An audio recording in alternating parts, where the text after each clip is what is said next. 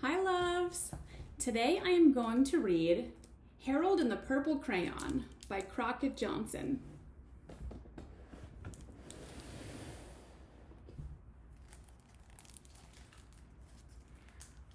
One evening, after thinking it over for some time, Harold decided to go for a walk in the moonlight. There wasn't any moon, and Harold needed a moon for a walk in the moonlight, and he needed something to walk on. He made a long, straight path so he wouldn't get lost, and he set off on his walk, taking his big purple crayon with him.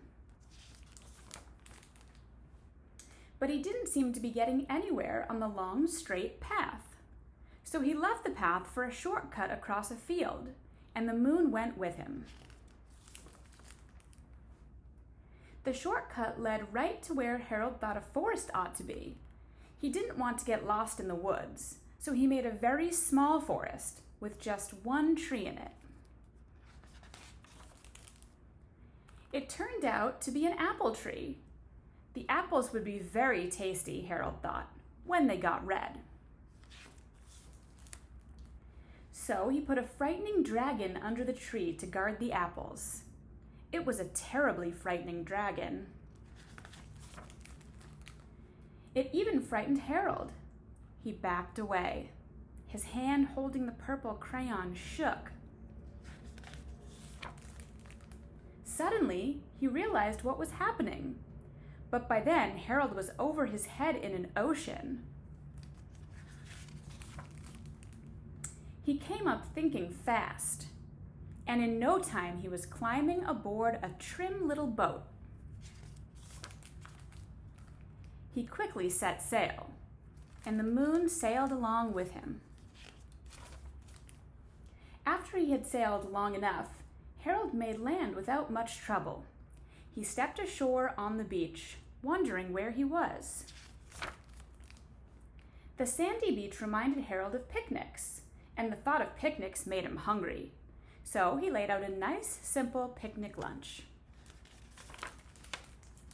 There was nothing but pie, but there were all 9 kinds of pie that Harold liked best. When Harold finished his picnic, there was quite a lot left. He hated to see so much delicious pie go to waste.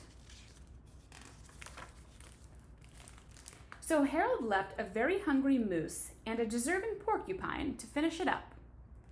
And off he went, looking for a hill to climb to see where he was. Harold knew that the higher up he went, the farther he could see, so he decided to make the hill into a mountain.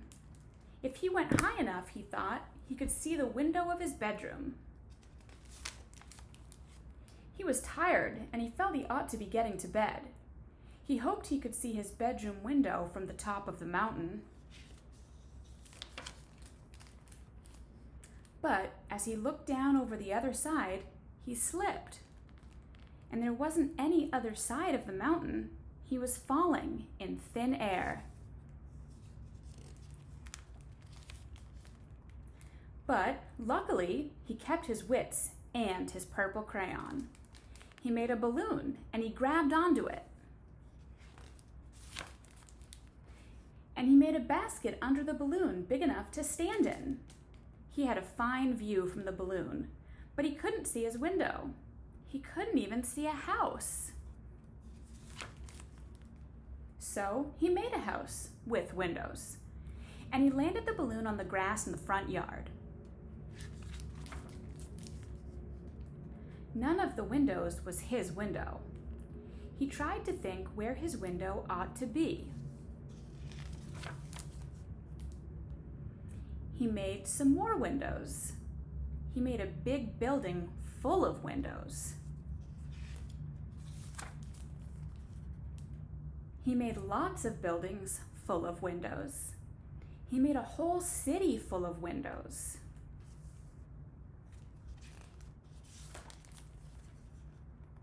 But none of the windows was his window. He couldn't think where it might be.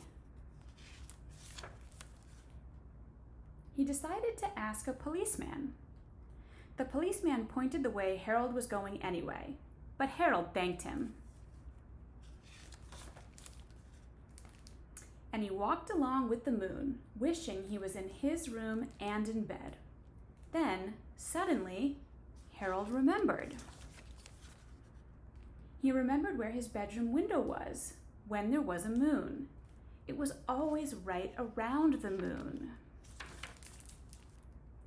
And then Harold made his bed. He got in it and he drew up the covers. The purple crayon dropped on the floor and Harold dropped off to sleep. The end. That's it. Time for bed. Good night. Auntie Kiki loves you.